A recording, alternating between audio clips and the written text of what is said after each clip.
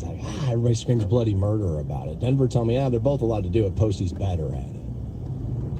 Yeah, I suppose. I mean, I think MGK, I honestly, I think the pop punk stuff might be better than his hip hop stuff. Where, I mean, he had a couple of the songs and, people in Cleveland wanted to be like, no, these are better than they are for a long time with MGK. And I get it. I totally get it. But I think the stuff he's been doing now, he's actually better at than what he was doing. Yeah, I mean, I won't deny I think Post Malone has more talent, more ability. I won't deny that. And I guess that is why people will be less likely to be like, dude, stop doing stuff, right? All right, that's a fair point. That's a fair point. Alex says it's different with MGK because he came after Eminem and M slaughtered him, and the next thing you know, he's doing rock. Okay, that's a little bit fair, too. It doesn't necessarily feel like anybody pushed Post Malone out of what he was doing. And he was just kind of like, hey, man, like, I kind of know how to do this over here, too, so let's do this. And I kind of like it. There are people who believe it's like, dude, you came on the scene and used a music genre to get popular, get a name, be a trusted thing, a bankable star, and then abandon it once you have that to go over here. And I always say, well, like, I understand that argument. I'm not sure it works. So your whole thing is like the evil plan is build up a huge audience and then throw them away to try to build up another huge audience with the same name. Like, I don't know, man. Once you have the audience, it's kind of like, I'd kind of like to start stacking people on top of the audience I got, right? Like, that's kind of how at least that's how I would hope that's how that would work. This off my text line already this morning. He and Jelly Roll need to leave country music. A lot of people feel that way. And here's the thing about it. My industry was obsessed with genre. This is a rock station. There's your country stations over there. This is your top 40 stations. A lot of people, myself included. Home in the valley. Home in the city.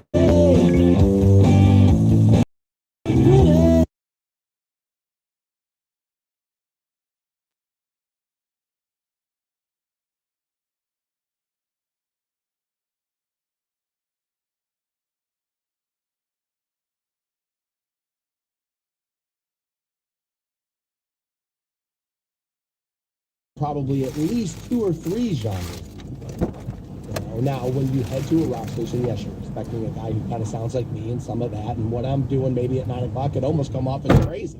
There are people who sometimes on New Tour Tuesday are like, dude, don't play anything else but rock music. What are you doing? This is a rock station. And I'm, again, going back to my, the start of this argument. It's like, well, not argument, but conversation. And it's like, I kind of like a little bit of everything. And I think a lot of people who listen probably like a little bit of everything. 3 in a row might be a lot. This might be an experiment. It's like, dude, don't do that again. Right? But how many things have been on the Stansbury show where we have all walked away at the end of one of these programs and thought to ourselves, dear God, bro, don't ever do that again. Around 7:45 this morning, I'll get you hooked up with those tickets for Quonset's 55th anniversary party. That's Saturday, 6 to 9. You can grab tickets at qhut.com. Win your way in with me around 7:45.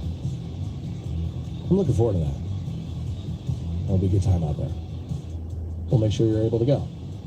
We had been talking about my decision to run with 3 Post Malone songs off his new country album on a rock station for New Tour Tuesday.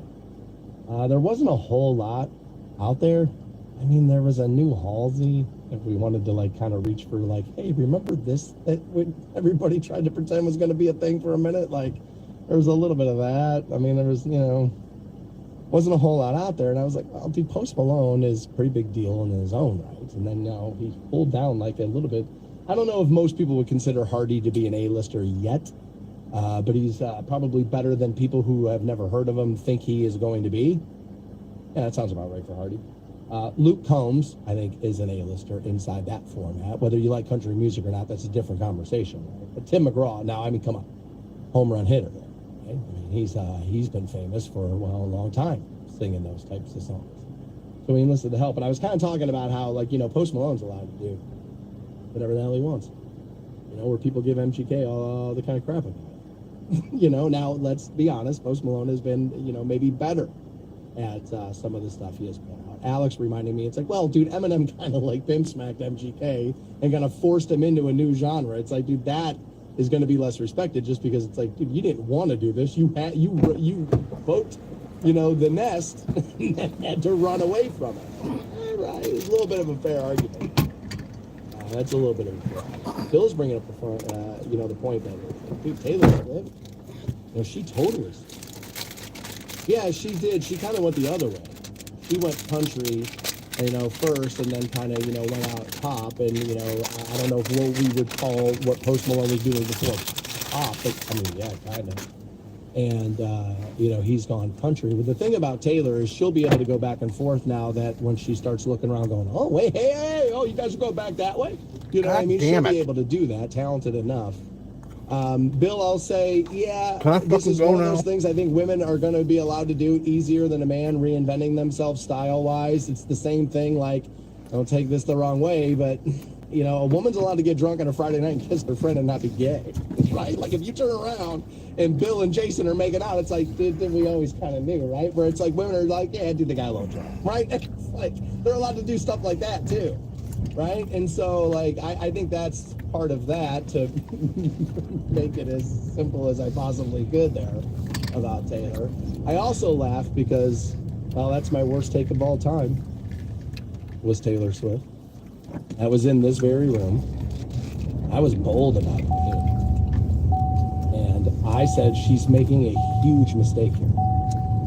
What is she doing? What's she doing? My point is that country music, their fans are insanely loyal, and pop fans can be finicky.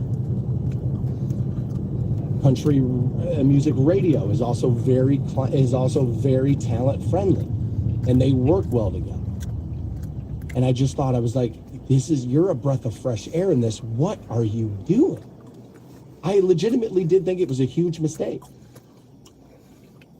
All that happened is that she became the biggest star on the face of the planet. For as many things as I like to be like, yeah, I got that one right. How many times you guys call me crazy? And then 5 years later, we come in here and say, it turns out Stansbury's right about that one. Like, there's a lot of them, too. My track record doesn't suck that bad. Pretty good. But I've had some, like, wild and, like, really bad takes that ended up not being anywhere near accurate. That's one of them. Because, like, I didn't just think it was, like, a bad idea. I thought I was like, oh, this is going to not go well. And she absolutely knocked it out of the park, like 6 albums. It was like, hey, there's a fat idiot in Canton who's telling me I don't know what I'm doing. I've already got, like, 3-4 hits out. Like, I already know. Like, but apparently he knows better than I do. And, like, I dug my heels in on it. And she ended up, Taylor's going to be okay. Right? So popular, she made NFL fans lose their minds because the TV showed her, wait, 41 seconds during a 4-hour game. Oh my God. Doing it for the ratings. I can see it. They're up to something. Yeah, they're up to something. Those television cameras, never known to point themselves at some of the most famous people. I'll love that one forever, man. I will love that one forever. Doing it for the ratings. For the league that gets 60 million views for their draft. I love this. You're right. Taylor was allowed to move back and forth. Looks like Post Malone's allowed to kind of move back and forth. For as bad as that Taylor take was, Post Malone embarrassed me once too. Not on purpose. I was working a concert and I showed up early, really early that day. I left straight from here, went right there to bartend. And it wasn't uncommon to see people outside the venue before we would get open. I was very, see it all the time. Oh my God, the bus is right there. Oh my God, they're going to be right there. There was a lot of that kind of stuff that happens at those places. But I got there really. They were wrapped around the building twice, and they were really young. And I walked in and I said, I feel old. This is a long time ago now. I said, I feel really old. I said to one of the other bartenders who got there early to help set up the bar. And she goes, what do you mean? I said, there's somebody who can do this. Meaning they can wrap them around the building like this in the freezing cold. Like 10 out. This idiot's not going to hit the stage till like 10 o'clock tonight. It's like 1 o'clock in the afternoon. I was like, these morons don't have any idea how this works. They're literally wrapped around this building twice. There's somebody who can do this, and I don't know his name. Like, I was kind of shocked by that. And then I walked into that venue that night, and I saw him, and I was like, Okay, I get why the 11-year-olds are going nuts. Like, I get it. Like, he does. Now, that's what his crowd was, though.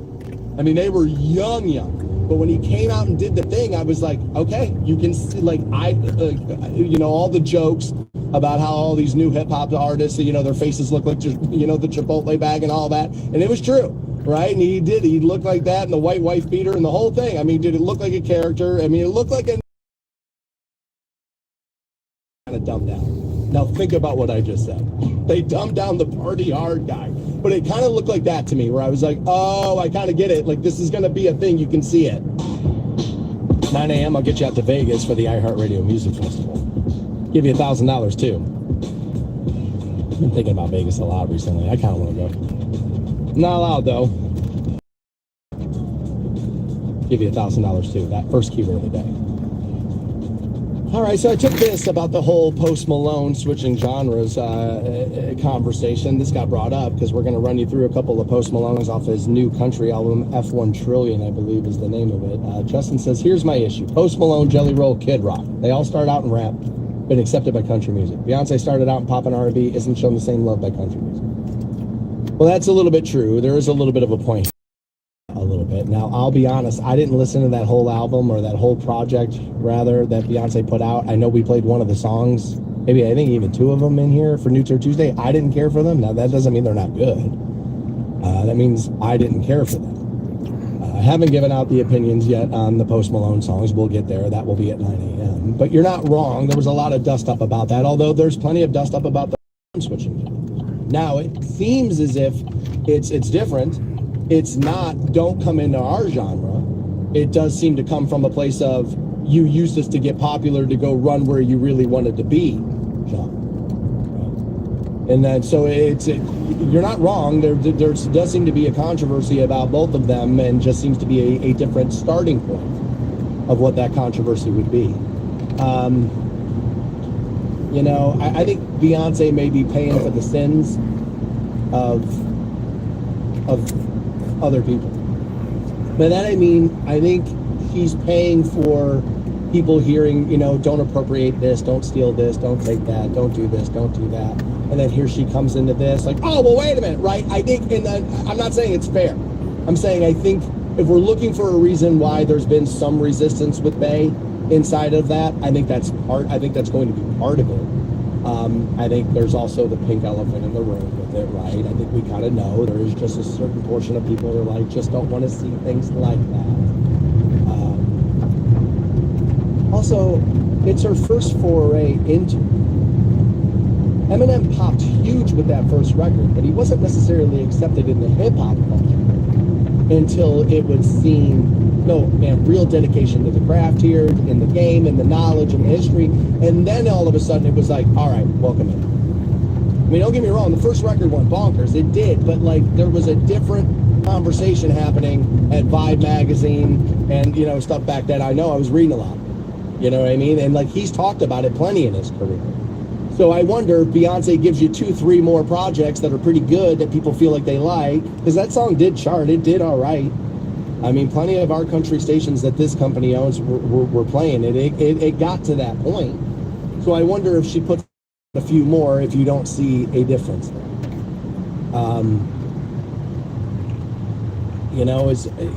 The Jelly Roll stuff's good. I said it was a couple of weeks ago, I said, we kind of, I didn't say help break him out. I said, but I kind of had one of his songs really, really early.